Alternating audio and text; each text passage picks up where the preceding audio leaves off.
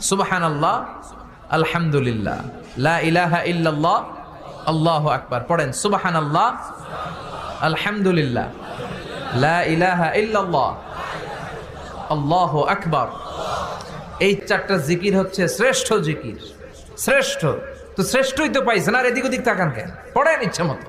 এই চারটা জিকির একসাথে মিলিয়েও পড়া যায়, আলাদা করেও পড়া যায়। আবার বিষ্ণুই বললেন, মিজানের পাল্লা ভারী করতে চাও, ফাআম্মা মান সাকুলাত মাওয়াজিনুহু ফাহুয়া ফি আইশাতির রাদিয়া। মিজানের পাল্লা যারা ভারী করতে চাও তারা দুইটা জিকির করবা, সুবহানাল্লাহি ওয়া বিহামদিহি, সুবহানাল্লাহিল আযীম। এই দুইটা শব্দ কালিমাতান হাবিবাতান ইলার রহমান, আল্লাহর কাছে খুব প্রিয়। সাকিলাতানি ফিল লিসান, এই জিহ্বার মধ্যে এই শব্দ দুইটা উচ্চারণে খুব সহজ, খুব পাতলা। সাকিলাতানি ফিল মিজান, কিন্তু এই শব্দ দুইটা মিজানের পাল্লায় রেখে দিলে অনেক ওজন হয়ে যাবে।